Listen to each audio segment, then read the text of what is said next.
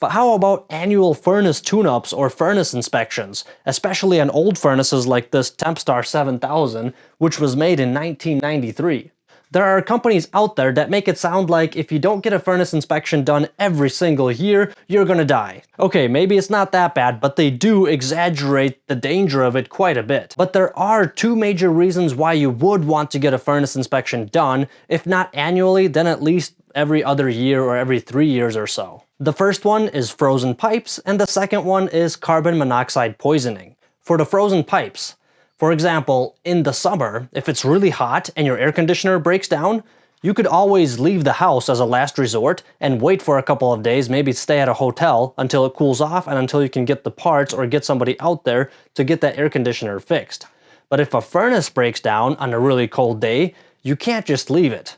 If you leave the house, then the temperature in the house starts to drop and the water pipes in your home might freeze and burst, and then you're going to have an enormous mess.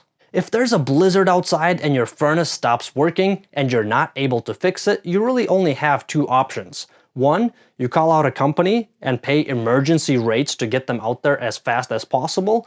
And two, you go to the store and buy a bunch of space heaters and place them around the house to keep it warm enough until somebody can come out there or until you yourself can go get a part and get that thing fixed. The second thing is carbon monoxide poisoning, which is more prevalent in older furnaces. The purpose of the heat exchanger is to separate the exhaust fumes that are supposed to be pumped outside from your house supply air that is blowing through the vents. And if you have a cracked heat exchanger, if it develops a crack with time, then that crack is going to allow the exhaust fumes to leak into the supply air and get spread out throughout the house. And of course, that's not a very safe condition. So with all that being said, how important is it really to get a furnace inspection every single year? I'm going to tell you what I think, just from my own experience from doing furnace inspections year after year after year, but keep in mind that this is just my opinion and you're free to agree or disagree with me in the comments below. Let's start with the risk of the water pipes bursting if your furnace goes out in the middle of winter. I don't think this situation is as urgent as it sounds. A couple of space heaters in the house, strategically placed, will probably keep the house warm enough till you can get that furnace fixed. And worst case scenario, you could always turn the water off to the whole house, which is kind of inconvenient, but it's an option. Turn the water off and then drain all the faucets all around the house, and that will massively decrease your chances of the pipe bursting somewhere. As for people actually dying from carbon monoxide poisoning from a cracked furnace heat exchanger, has it happened? Yes, people have died and it could be a dangerous situation. But a lot of companies, they sort of milk this. They exaggerate it and they make it sound a lot worse than it really is. And one reason why I say that is because most houses have at least a couple of carbon monoxide detectors in the house that will sound an alarm if the carbon monoxide levels start to rise inside of the house. Another reason why is because there's a lot of furnaces out there with a cracked heat exchanger. Just because there's a crack in the heat exchanger doesn't mean that everybody in the house is gonna die. It could have been running like that for 10 years until somebody came and inspected it and found that crack. I think it would be more accurate to say that a crack in a heat exchanger has the potential to become dangerous. I filmed a video with a retired HVAC friend of mine and I asked him this question about furnace heat exchangers. I asked him, with furnaces that are 5 years or older, how many furnaces out of all the furnaces in the United States do you think have a cracked heat exchanger?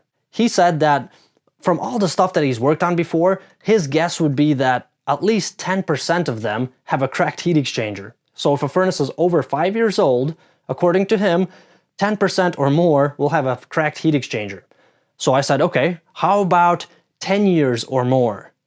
With 10 years or more, he said it would jump up to 50% or more will have a cracked heat exchanger. By the way, I filmed this whole conversation that I had with Peter, and I'll be posting it probably next. I filmed 2 videos with him. Should be pretty interesting. I also asked Peter how often he thinks furnace inspections really need to be done. Is it really annually, or you don't have to do it that often? My personal opinion is that if you are a handy person and you're able to fix a furnace yourself if it breaks down, as long as you have good carbon monoxide detectors in the house, you change the batteries regularly, and you change the whole unit every 5 or 10 years, then you should be good.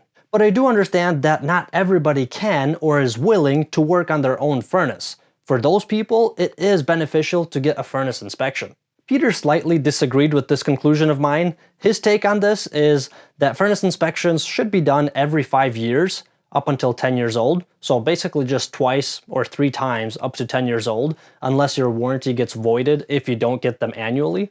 Some of the companies will do that. When they install a new furnace, the warranty will be voided if you don't get inspections annually. But if you're not worried about that, then getting it inspected once or twice in the first 10 years is no big deal. And he said that after the furnace goes over 15 years old, then it should be checked every other year. And when we talk about checking, there is one important thing that I need to point out. Furnace inspections or furnace tune-ups, safety checks, there's a bunch of different names companies use for it, but basically anything where they come and look at your furnace to make sure it's running okay. The most important thing they can do on a furnace inspection is to do a combustion analysis.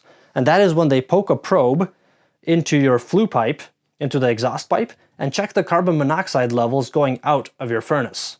If the numbers that the machine is picking up are well above the allowable readings, then you likely have a compromised or cracked heat exchanger. Another thing to keep in mind is that an actual full-blown furnace inspection where they check everything takes about an hour to 2 hours long, and it costs about $150 to $200. But unfortunately, there's plenty of companies out there that are willing to do a 20-minute furnace inspection for $50. And usually those type of people are the ones that will come out and inspect your furnace and try their best to sell you a new one. But to summarize all this, with air conditioners, my take was that most people should not get an air conditioner inspection, but with furnace inspections, it's probably the other way around. Most people are either unwilling or can't work on their furnace, so for most people it is good. Most people should get a furnace inspection and the minority should not. But I don't think it's necessary to do them every single year. And if you are somebody that is willing to work on their furnace when it breaks down, I do have a good video on furnace maintenance tips for homeowners. So if you don't want to pay somebody to come out and do this for you, I have a video you could follow along and do some furnace maintenance on your own. I'll put a link to that video and a couple of others in the video description. The last 2 things I want to say to my DIY folks is 1, don't forget to replace the air filter regularly, and 2, perhaps get a spare igniter for your furnace. So if the igniter burns out someday in the middle of a blizzard, you're ready to replace that right away. Thank you for watching, and I'll see you in the next video. And if you're still here and not in the comment section below, I have 2 jokes for you. Is Google a man or a woman? It's a man, because it never allows you to finish a sentence without making a suggestion. By the way, I went to a bookstore, and there I saw a book called How to Solve 50% of Your Problems. So I bought 2.